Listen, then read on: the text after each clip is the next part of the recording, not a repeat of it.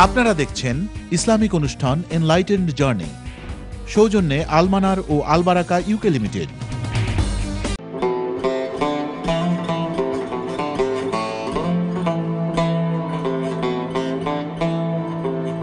আসসালামু আলাইকুম রহমতুল্লাহি ওয়া বারাকাতুহু। প্রিয় ভাই বোনেরা, আপনারা দেখছিলেন এনলাইটেন্ড জার্নি। আমরা এবারে দ্বিতীয় পর্বে আপনাদেরকে স্বাগত জানাচ্ছি। আমি সরাসরি চলে যাব কয়েকটি ফোন নিতে। ফোন নেওয়ার পরেই কিন্তু আমাদের প্রথম সেগমেন্টের একটা প্রশ্ন বাকি ছিল, সেটার উত্তর আমরা জানার জন্য শাইখের কাছে যাব। আমি চলে যাচ্ছি কলারের দিকে, দেখে আছেন আমাদের সাথে। আসসালামু আলাইকুম। হ্যালো, আসসালামু আলাইকুম। ওয়া আলাইকুম আসসালাম ওয়া রাহমাতুল্লাহ। আপনার প্রশ্ন বলেন ভাই। আমি একটা জিনিস জানতে চাচ্ছিলাম। জি বলেন। হচ্ছে যে আমরা তো অনেকে ব্যাংক বা কল সেন্টার আছেন, কার্ড কোম্পানিতে কাম করেন, তারা ইনকাম সোর্স করবেন। এখান মেইনলি তো ব্যাংক, কল সেন্টার, এগুলা তো কার্ড কোম্পানি বা লোন যে আছে এগুলা তো ইন্টারেস্টের মাধ্যমে চলে। তাহলে ইন্টারেস্ট হলে সুদ তো হারাম। এই সম্পর্কে কিছু বলবেন নি? জি, আর কোনো প্রশ্ন আছে আপনার? এইগুলাই শুধু। থ্যাংক ইউ আমাদের সাথে আসার জন্য। নেক্সট কলার। আসসালামু আলাইকুম। কলার আসসালামু আলাইকুম। হ্যালো, আসসালামু আলাইকুম। ওয়া আলাইকুম আসসালাম ওয়া রাহমাতুল্লাহ। আপনার প্রশ্ন বলেন ভাই। ভাই আমি ইতালি থেকে ফোন করতেছি। ইতালি থেকে? আপনি কেমন আছেন? জি ভাই। আচ্ছা, আমার একটা প্রশ্ন ছিল যে আমাদের ইতালি তো আছে এবং শুনছি ওই যে যাদের কাজ নেই তারা তো মানে সরকারের থেকে টাকা নেই, যে ওইখানে কি বলে জানি না ইংল্যান্ডে, তো আমাদের এখানে যে মানে এটাকে সেকশন রেন্টা বলে। তো ওই যে টাকা যেগুলো নেই, যে ফ্যামিলি টাকা, তারপর ওই যে আরো আছে অনেক কিছু, যারা কাজ আছে তারপর কথা বলে নেই, এই টাকাটা কি নেওয়া কি ঠিক হবে? এটা কি হালাল না হারাম হবে? জি ভাই, আপনাকে অসংখ্য ধন্যবাদ সুদূর ইতালি থেকে আমাদের কাছে প্রশ্ন রাখার জন্য। নেক্সট কলার। আসসালামু আলাইকুম। আসসালাম। আপনি প্রশ্ন বলেন বোন। আচ্ছা, আমি করছি প্রশ্ন। আমি কইতে নামটা না দাগা দেই না। আগে আপনার টেলিভিশনের ভলিউমটা একটু মিউট করতে হবে প্লিজ। ও না, আমার টেলিভিশনের ভলিউমটা। আচ্ছা আচ্ছা, ঠিক আছে, এখন এবার বলেন। আচ্ছা, আর ওটা নামটা মহিলা হলো খানো দাগা দেই না, দাগা দেই না নামটা ফু। জি না খানে না। জি ওজন ইয়া পাখে সুসি তাকে না করে ফুল তাকে। জি বলেন। ফুল তাকে এই গুলাত কি আমরা গোসল করবার সময়, অজু করবার সময় এগুলাত কি তা পানি ঢুকানি নি না, ঢুকাইলে হয়নি। আচ্ছা, সুন্দর একটা প্রশ্ন রাখছেন আপনি। আর কোনো প্রশ্ন আছে নি? জি ভাই, অনেকটা আছে। আর একটা প্রশ্ন আছে, ওজন আল্লাহর রহমতে আমার স্বামী এখনো জিন্দা আছেন, দোয়া করবা সবর স্বামী জিন্দা থাকবা। জি ইনশাআল্লাহ। অনেক মহিলা হল দেখছি স্বামী মারা যাওয়ার বাদে অনেক মহিলা হলে তারা খুব অত্যাচার করেন, বুঝছেন নি? ওজন খাফনের লগে বলে সাদা খাফর আনিয়া ফিন্দানি লাগে। এবারে শ্বশুর বাড়ি তো জামাই বাড়ি দামান থাকলে দামান দিয়ে খাফর না দেওয়া পর্যন্ত এই মহিলারে গোসল করানি যাইতো নাই। এনতে সাদা খাফর খাফনের লগে খাফর আনিয়া দানি লাগে। আপনারে চুরি খোলা লাগে, হাতনে সবটা। আপনার প্রশ্নটা হোক একটু। জি বুঝতাম পারছি, আপনি একটু অপেক্ষা করুক ইনশাআল্লাহ। আচ্ছা, আর একটা আছে ভাই। আমি নাই না সুপারি, আগে নাই আমি সুপারি খাইতাম। একদিন বিন খাইছিলাম। বিন খাওয়ার পাতে আমার বাচ্চা আমার পুরুষটা কইছিল যদি আমি আর খাই আল্লাহ দেখবা। আমারও কইছে আমি প্রমিস করতাম, আমি কইছি না আমি প্রমিস করতাম নাই। তারা কইছে আচ্ছা প্রমিস করতাই নাই, যদি সুপারি আর খাও তা আল্লাহ দেখবা। তখন আমার মনে মনে কিছুটা লালচ আয়, সুপারি খাইলে তখন কি তাইটা আমি খাইলে আমার গুনাহ হইব নি? আমি তো প্রমিস করছি না, আমি তো প্রমিস বুঝছি না, আমি তো প্রমিস করছি না যে আমি খাইতাম না। আমি কইছি আচ্ছা আমি খাইতাম না। তো তারা কইছে যদি খাই তা আল্লাহ দেখবা আমার গুনাহ হইব। বহুত মহিলা হলে খাইবার সময় নাই, আমার লালচ আয় যেন খাইতা, সেটাই আমি খাই না। টিকটা খাইলে কি আমার গুনাহ হইব নি? জি আপনারে আমি যেন কইলাম মহিলা হলতে সাদা কাপড় ফিন্দানি ইটা পরা। জি আপনি একটু সবর করুন, আমরা বিস্তারিত আজকে আমরা শাখার কাছ থেকে জানার চেষ্টা করব। কেমন? আপনারে অসংখ্য ধন্যবাদ, সুন্দর সুন্দর প্রশ্ন রাখার লাগে। নেক্সট কলার, আসসালামু আলাইকুম। আলহামদুলিল্লাহ, আপনি ভালো আছেন? আমার দুইটা প্রশ্ন আছে যে বলেন। এখন সময় মানুষ যে মোবাইল ও কোরআন ডাউনলোড করিয়া পড়ে বা ওখানে মোবাইল ও কিতা MP3 ইয়া বাদে হলো এটা কিতা ঠিক আছে? এইটা পড়লে কিতা কোরআন শরীফ যেটা আমরা যে পড়ি দেখিয়া ওলা প্রপার সব পাওয়া যাইব নি না কিতা? আর এটা পড়তে ওজু লাগে না, আর এগুলো অ্যালাউড আছে না? আমরা তো মোবাইল সময় ইউজ করি, পকেটও থাকে, আপনারও যাইরা টয়লেটও যাইরা, এগুলো গিয়া এটা ঠিক আছে? ওটা সম্বন্ধে আমি জানতে চাচ্ছিলাম।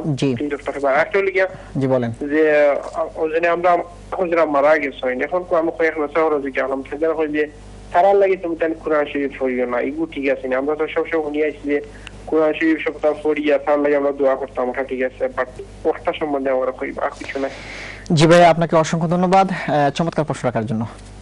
জি শেখ, বেশ কয়েকটি প্রশ্ন আমাদের হাতে এসেছে। বিসমিল্লাহ, আলহামদুলিল্লাহ, ওয়াসসালাতু ওয়াসসালামু আলা রাসূলিল্লাহ সাল্লাল্লাহু আলাইহি ওয়াসাল্লাম। প্রথম প্রশ্ন ছিল রোজার কাফারা। রমজান শরীফে অনেকে গরিব লোকদেরকে খাওয়ান এবং ওনাদেরকে রোজা রাখানোর ব্যবস্থা করেন। আসলে এটা একটা প্রচলিত ভুল ধারণা, মারাত্মক ভুল ধারণা। রোজার কাফারা, যিনি রোজা রাখতে পারবেন না আরেকজনকে দিয়ে রোজা রাখাইতে হবে, এটা ঠিক না। মিসকিন খাওয়াবেন, না পারলে আপনার স্বামী বা বাবা কেউ রোজা না রাখতে পারলে তার পরিবর্তে আপনি তাকে গরিবকে আপনি খাওয়াবেন। শুধুমাত্র খাওয়ানোর দায়িত্ব, রোজা রাখানোর দায়িত্ব না, এটা ভুল কথা। রোজার কোনো রিপ্লেসমেন্ট নাই, নামাজের কোনো রিপ্লেসমেন্ট নাই যে একজন নামাজ না পড়তে পারলে আরেকজন পড়ে দিবেন, রোজা না রাখলে অন্যজন রেখে দিবেন, যাকাত আপনি দিবেন না আরেকজন দিবে, এগুলো রিপ্লেসমেন্ট হয় না। কেবলমাত্র ফরজ হজের রিপ্লেসমেন্ট রাসূল সাল্লাল্লাহু আলাইহি ওয়াসাল্লাম করে দিয়ে গেছেন। কেউ যদি ফরজ হজ না করতে পারে তা করবে। এখন আসেন, যদি আপনারা কোনো লোককে রোজা মাসে তাকে মিসকিন হিসাবে খাওয়ান, তাইলে সে তার রোজা রাখবে আর আপনার এই দান সে নিজে খেতে পারবে, কাফারা পয়সা সে নিজে খেতে পারবে, কোনো অসুবিধা নাই। দ্বিতীয় প্রশ্ন ছিল ব্যাংক অথবা কোনো কল সেন্টারে যদি জব করা হয় তাহলে সেই ব্যাংক এবং কল সেন্টারে যে কোনো জায়গায় হোক না কেন, যদি ইন্টারেস্ট বেসড এই কোম্পানি হয়, কেমন এই ফাইন্যান্সিয়াল কোম্পানিটা যদি ইন্টারেস্ট বেস হয়ে থাকে তাইলে পরে তার আয়ও ইন্টারেস্ট, আবার তার ইনভেস্টমেন্টও ইন্টারেস্ট এবং তার ব্যয়টাও ইন্টারেস্ট হবে। কেমন? আর যদি কেউ তা ব্যাংক ছাড়া যদি নিজস্ব পয়সায় কোনো কল সেন্টার করে থাকে আর যদি সেখানে আপনি কাজ করে থাকেন তাহলে আপনারটা ইন্টারেস্ট বেসড না, আপনারটা হালাল বেস, আপনারটা ইনশাল্লাহ সমস্যা হবে না। যে কোনো জায়গায় হোক যদি ইন্টারেস্ট হয়ে যায়, এটার সাথে সম্পৃক্ত হয়ে যায়, এমত অবস্থায় আপনার জন্য এই আয় করা এবং কোনো হাই স্ট্রিট ব্যাংকে কাজ করা ঠিক নয়। এক ভাই ইতালি থেকে প্রশ্ন রেখেছিলেন যে যারা সেখানে কাজ নেই সরকার তাদেরকে টাকা দিচ্ছে। জি, ইতালি থেকে ভাই খুবই সুন্দর একটা প্রশ্ন নিয়ে এসেছেন। এটা শুধু আপনার ইটালির প্রশ্ন না, এটা ইংল্যান্ডেরও প্রশ্ন। কেমন কাজকর্ম না করে মানে বেনিফিট নেওয়া, এটা যদি ইচ্ছা করে কেউ নেয় তাহলে অবশ্যই গুনাহ হবে। আর যদি সত্যিই তার কাজ না থাকে, এমত অবস্থায় ইনকাম সাপোর্ট বেনিফিট এটাকে বলে, যে একজনের কাজ নাই অথবা সামান্য কাজ আছে আরও তাকে সাপোর্ট করার আগে, তো ইনকাম সাপোর্ট বেনিফিট হোক আর যে কোনো বেনিফিট হোক, যদি আপনি রিয়েলি ইনটাইটল থাকেন, আপনি যদি পাওয়ার হক রাখেন, এমত অবস্থায় আপনি এটা নিতে পারেন। এটা গভর্নমেন্ট আপনাকে দিয়ে দিচ্ছে, আপনি এটা নিতে পারেন, খেতে পারেন, ব্যবহার করতে পারেন, এমনকি হজও করতে পারবেন। আর যদি আপনি রিয়েলি ইনটাইটল না, কেমন আপনি এটা পাওয়ার হক রাখেন না, আর দুই নম্বর কোনো পথে গিয়ে আপনি গভর্নমেন্টকে দেখাইলেন যে আপনার আসলে কাজ নাই, অথচ আপনি লুকিয়ে লুকিয়ে কাজ করেন, তাহলে পরে এটা আপনি গভর্নমেন্টকে যেমন করে ধোঁকা দিলেন, এমনি করে আপনি জাতীয় সম্পদ থেকে বেতন নিলেন বা আপনি বেনিফিট নিলেন, এজন্য আপনি আল্লাহ তাআলার কাছে দায়ী হবেন এবং এটা এই আয়টা আপনার জন্য পুরা হালাল হবে না। থার্ড প্রশ্ন ভাইজান, এক বোন প্রশ্ন রেখেছিলেন যে নাকে দাগা দেওয়া অথবা কানে দাগা দেওয়া। নাকে এবং কানের মধ্যে হোল করা, এটাকে বলা হয় সিলেটি ভাষায় দাগা দেওয়া। তো এই দাগা দিয়ে হোক আর হোল করে হোক, যদি কোনো কিছু গোল্ড অথবা সিলভার আপনি গায়ে পরে থাকেন, এটা কোনো অসুবিধা নেই, এটা তো জায়েজ আছে। কিন্তু সেই বোনের প্রশ্ন ছিল উযু করার ক্ষেত্রে নাড়াচাড়া করে পানি ঢুকানো লাগবে কিনা, যেহেতু নাকের মধ্যে পানি ঢুকানোটা উজুর অন্যতম একটা ফরজ, কেমন চেহারা দোয়া ফরজ, তার মধ্যে নাকটাও চেহারার অংশ, কেমন, তো সেই হিসাবে আপনি নাকের যে ছিদ্র থাকবে, যে হোল থাকবে, তার ভিতরে পানি ঢুকানোটা ফরজ। এজন্য যদি পানি না ঢুকে তাহলে আপনার ফরজ উজু হবে না এবং ফরজ গোসলটাও পুরোপুরি আদায় হবে না। শুকরান, জাযাকাল্লাহু খাইর।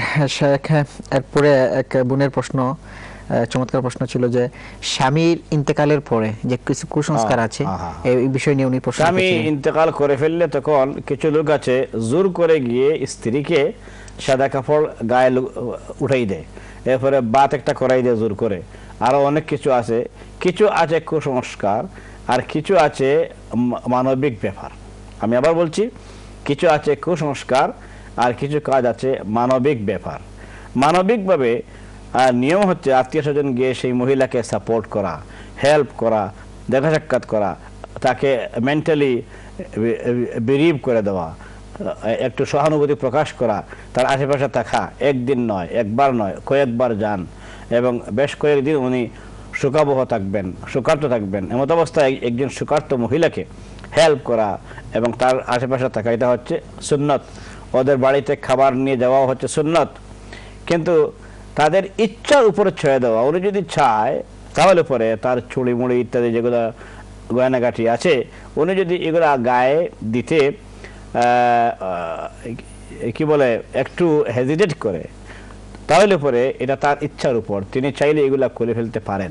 কিন্তু অন্যরা গিয়ে জোর করে খোলাইবেন, বাত একটা করাইবেন, সাদা কাপড় পরাই দিবেন, এটা উচিত না। জোর করে কোনো কাজ করা ইসলামে সিদ্ধ নয়। উচিত হচ্ছে এটা ওনার উপর ছেড়ে দেওয়া। ইনশাআল্লাহ আল্লাহ পাক ওনাকে ইবাদত করুন, আমিন। তারপরে প্রশ্ন, পরের প্রশ্ন ছিল, মহিলা প্রশ্ন রেখেছিলেন যে সুপারি উনি ইউজ করেন কিন্তু বাচ্চারা ওনার কাছ থেকে। আপনি যেহেতু একদিন পড়ে যাবার উপক্রম ছিল, ফেইন্ট হয়ে গিয়েছিলেন, সেই অবস্থা থেকে আপনাকে হেফাজত করার জন্য আপনার হেলথের ইস্যু, এই হেলথের ইস্যুর ব্যাপারে আপনার সন্তানরা আপনাকে হেল্প করেছে। ওরা বলেছে আম্মা আর খাবেন না, আপনি ওয়াদা করেন। ওয়াদা করেননি বটে, কিন্তু ওরা দেখছে যে আপনি মায়ের সাথে তো এর থেকে বেশি জোর করা যায় না, এই জন্য তারা একটা প্রমিস করাইছে যেটা আল্লাহ দেখবেন। তা আসলে তাদের আশা হচ্ছে এটা আপনার উপর, যে আপনি এই জিনিসটা আর খাবেন না, খাইলে পরে আবার অ্যাক্সিডেন্ট হইতে পারে। এই যে আপনার প্রতি দরদি হয়ে মহব্বতের কারণে মাকে সম্মান করে এর থেকে বেশি বলা যায় না, এই জন্য তারা আদবের সাথে আপনাকে এটা অনুরোধ করেছে। আমি আপনাকে বলবো যে আদবের সাথে আপনার সন্তানদের যদি এই ওয়াদাটা আপনি রক্ষা করেন, তাহলে আশা করা যায় আল্লাহ রাব্বুল আলামিন আপনাকে অনেক জাযা দিবেন। আর যেহেতু এটা খাওয়ার মধ্যে হেলথের ইস্যু আছে, না খাওয়াটাই উত্তম। জাযাকাল্লাহ খায়র।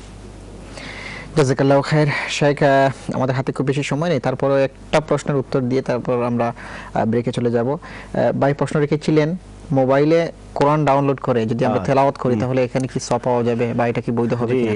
মোবাইলে তেলাওয়াত অনেকেই স্টোর করেছেন। হ্যাঁ, তেলাওয়াত স্টোর করে শোনা যায় হাঁটতে বসতে, কিন্তু শর্ত হচ্ছে যখনই আপনি তেলাওয়াত শুনবেন এই সময় আপনি যেন মনোযোগ সহকারে শোনেন। তেলাওয়াতের নিয়ত করে আপনি তেলাওয়াতের আশা যদি শোনেন তাহলে আপনি সওয়াব পাবেন। আর যদি একসাথে 10 কাজের কাজ, তেলাওয়াত আপনি শুনতেছেন, এইদিকে কথা বলতেছেন, এইদিকে মোবাইলে কল আসতেছে, তারপরে না হয় ড্রাইভ করতেছেন, না হয় অন্য কোনো কাজে আছেন, এই 10 কাজ একসাথে করে আপনার এটা তেলাওয়াত হবে না, এটা এক ধরনের বেয়াদবি হয়ে যাবে কোরআনের সাথে। এজন্য উত্তম হচ্ছে যে আপনি কোরআনের মধ্যে যদি এটা ডাউনলোড থাকে তাহলে সময় বাইর করে কোয়ালিটি টাইম দিয়ে সওয়াবের নিয়তে আপনি তেলাওয়াত শুনবেন, নাম্বার 1। নাম্বার 2 হচ্ছে যে এটা নিয়ে আপনি টয়লেটে যান, বাইরে যান, এদিক সেদিক যাওয়া হয় অবশ্যই, তো এটা তো আর দেখা যায় না, এটা ইনসাইড হয়ে আছে, এটা ইলেকট্রনিক্সের মধ্যে যদি কোনো ধরনের ডাউনলোড করা কোনো আইটেম থাকে তাহলে এই আইটেমটা নিয়ে আপনি বাইরে যাওয়া কোনো অসুবিধা নাই। অথবা টয়লেটে আপনি গেছেন, এখানে যদি আপনি মোবাইল আউটসাইড রেখে যান তাহলে তো কেউ নিয়ে নেবে। এজন্য এটার সেফটি সিকিউরিটির উদ্দেশ্যে আপনি এটা নিয়ে টয়লেটে যেতে পারবেন, কিন্তু কোনো অবস্থায় আপনি টয়লেটে ফোন ধরবেন না, সালাম কালাম করবেন না, ওইটা সালামের জায়গা না। ওই সময় আল্লাহ আপনাকে আপনার একটা জরুরি কাজে নিয়েছেন, সেখানে আপনি এই কাজটা আঞ্জাম দেন, অন্য কোনো কাজ করবেন না। সালাম কালাম তেলাওয়াত এইসব জিনিস টয়লেট অবস্থায় মোটেই সিদ্ধ নয়। জাযাকাল্লাহু খায়র। শেখ, আমরা এবারে সময় শেষ হয়েছে, আমরা চলে যাব একটা ছোট বিরতিতে, ফিরব কিছুক্ষণ পর। প্রিয় ভাই বোনেরা, আপনারা দেখছেন এনলাইটেন জার্নি, আমরা এবারে যাচ্ছি একটা বিরতিতে, ফিরছি কিছুক্ষণ পর। আসসালামু আলাইকুম রহমতুল্লাহি ওয়া বারাকাতুহু।